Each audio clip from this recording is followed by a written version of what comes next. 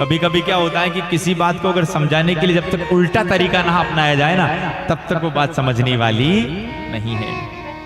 एक कोई पत्नी थी ना, अब पतिदेव जी बोले कि दिन, वो बोले रात, वो बोले सुबह, तो वो बोले सांझ, हर काम का उल्टा करे। अब कोई काम करना हो पतिदेव जी को तो अब करें क्या? अब हर काम का उल्टा, ये कर दिया तो ये नहीं करना। पति पत्नी, अब पिताजी का श्राद्ध आ रहा था, अपने गुरुजी के पास जाकर कहा गुरुदेव क्या करूं, हमारी पत्नी हमारा कहा नहीं मानती है, हर काम को उल्टा करती है। तो गुरुजी ने युक्ति बताई, बेटा एक काम कर, तू भी उसको उल्टा कहना आरंभ कर दे। कहा ठीक है। अब सीधा गया अपनी पत्नी के पास और कहा देवी पिताजी का श्राद्ध आ रहा है, पर ध्यान रखना हम श्राद्ध नहीं करेंगे। अब उसने कहा क्यों नहीं करेंगे? बिल्कुल करेंगे, करेंगे लेकिन पंडित जी को नहीं बुलाएंगे। क्यों नहीं बुलाएंगे? बिल्कुल बुलाएंगे। आओ हो, काम हो गया। अब पंडित जी ने तर्पण किया, आराम से आनंद से पूजा हुई, खूब आनंद लिया। पंडित जी ने जो तर्पण का जल था वो कह दिया, अगर ये जल तुम गंगा जी में प्रवाहित कर दो तो पिता को सदगति प्राप्त हो सकती है। देखो हमारे जो भी शांत हो जाए, इनकी अस्थियों को गंगा जी में क्यों प्रवाहित किया जाता है? उसका भी कारण है सज्जनों। संत शास्त्र कहते हैं कि जब तक वो अस्थियां गंगा जी में पड़ी रहती है ना, तब तक वो जीव वैकुंठ का अधिकारी होता है, इसलिए गंगा जी में प्रवाहित की जाती है।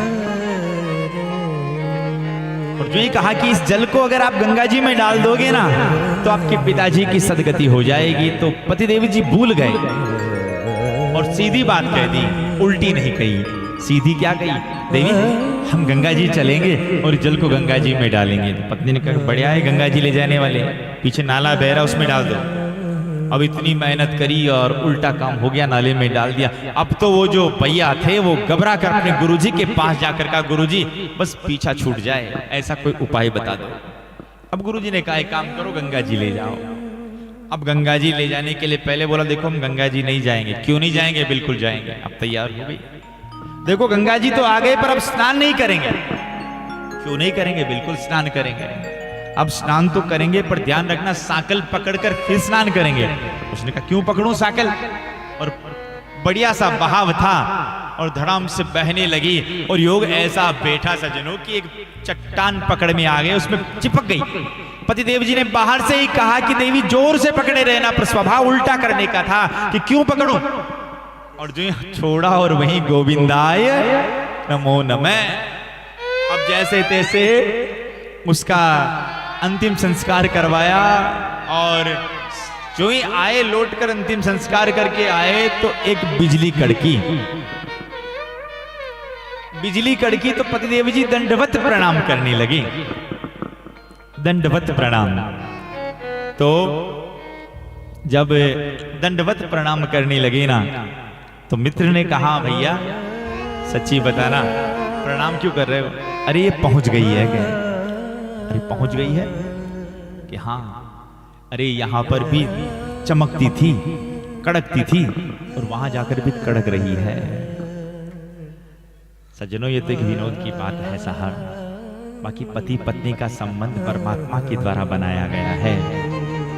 मैं आपसे निवेदन करूंगा जिनके पत्नियां हैं वो पति अपनी पत्नियों की कदर करें। क्यों? क्योंकि भगवान ने आपका जोड़ा बनाया है। देवियां जो स्त्रियां हैं ये संतों से कम नहीं होती। संत महात्मा अपना घर बार अपना सब कुछ छोड़ते हैं ना, ठीक उसी प्रकार से अपना नाम, अपना गोत्र, अपने कुल का नाम छोड़कर वो आपके साथ आई है। और आने के बाद अगर आप उसके साथ मारपीट करते हैं ना, ये गलत है। और मैं आपसे निवेदन करूं, अगर आपकी पत्नी है ना, पर से आप बाथरूम में नहीं जाओगे उससे पहले आपको टॉवल मिल जाएगा। आप ये काम करोगे, आपका हर काम अपने आप, क्योंकि वो आपकी अर्धांगिनी है। अरे साहब जिनकी पत्नियां नहीं है उनको पूछो, जिनकी पत्नी नहीं उनको पूछो गुजर गई हो वास्तविकता में। और हाँ, समाज में जितनी भी माताएं बैठी हैं उनसे भी निवेदन करूंगा, आपके पति है तो आपकी महता है। अगर पतिदेव जी शांत हो गए उसके बाद कोई आपको पूछने वाला नहीं है साहब। आपका महत्व आपके पति से है और आपकी पत्नी है तो दोनों आराम से रहो। पर आजकल पति और पत्नी, पति को लगे कि मेरी चले और पत्नी को लगे कि मेरी चले साहब, इसमें लगे हुए हैं। पति पत्नी को बिल्कुल सहयोगी होकर जीवन जीना चाहिए, ना कि प्रतियोगी होकर। भगवान ने कृपा करी है, जो आपका जोड़ा भगवान ने बनाया है साहब, इसलिए पत्नियों की जवाबदारी है पत्नी पति से बड़े भाव अच्छे ढंग से, क्योंकि ये कितना छोटा जीवन है, और इस छोटे जीवन में भी अगर लड़ाई झगड़े में अगर पूरा जीवन निकाल दिया ना साहब, तो कैसे क्या होगा। तो भगवान ने अगर पति पत्नी बनाया है ना, तो भगवान की कृपा से बड़े आनंद के साथ रहे, अपने अपने नियम का पालन करें। पतिदेव जी एक निष्ठा से अगर अपने पत्नी के प्रति निष्ठा रखेंगे, और सज्जनों कहा गया है पतिव्रता नारी में बड़ी ताकत होती है साहब, बड़ी ताकत होती है। और कुछ नियम भी है पतिव्रता नारी के। पतिदेव जी अगर बाहर है, घर पर नहीं, उस नारी को जहां तक हो सके श्रृंगार भी नहीं करना चाहिए, ज्यादा देर घर के दरवाजे पर भी नहीं खड़ा रहना चाहिए, ऐसे कुछ नियम बताए गए। इसलिए पति पत्नी को सहयोगी होकर जीवन जीना चाहिए, ना कि प्रतियोगी होकर। पर यहां मामला थोड़ा गड़बड़ हो जाता है कभी कभार, है ना। पर हाँ, लड़ाई होना तो लड़ाई होने से प्रेम भी बढ़ता है, चिंता मत करिए। पति पत्नी की एक ऐसी लड़ाई है, मैं निवेदन करूंगा पति और पत्नी की लड़ाई में तीसरे को अपनी, बस क्योंकि तो लड़ाई है, आज है कल, पर अब आजकल परिवार टूट रहे हैं। इसका मूल कारण क्या है? इसका मूल कारण है कि पति और पत्नी की लड़ाई में तीसरा हस्तक्षेप करने लगा।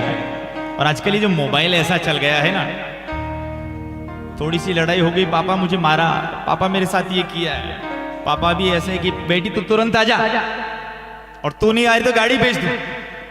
और ये मामला अगर बिगड़ भी नहीं आ रहा हो तब और अपने आप दूरियां, क्योंकि पहले के जमाने में घर कम टूटते थे। उसका कारण क्या है? उसका मूल कारण ये है, पहले अगर लड़ाई झगड़ा भी हो जाए ना, पहले ऐसे संसाधन थे नहीं, फोन वगैरह कुछ भी, तो क्या कहते थे, देखना अब राखी पे जाऊं पाची नो, अब राखी में 10, 12, 15 दिन का समय बाकी है, और जितने में तो वापस अपने आप सुलह हो जाता था। ये पति पत्नी पर अब मामला कैसा, ये फोन जैसे जब से चला है ना, तब से परिवार ज्यादा टूट रहे हैं। माने परिवार के भीतर माता पिता भी ज्यादा हस्तक्षेप करते हैं ना, ये भी परिवार टूटने का एक मूल कारण है।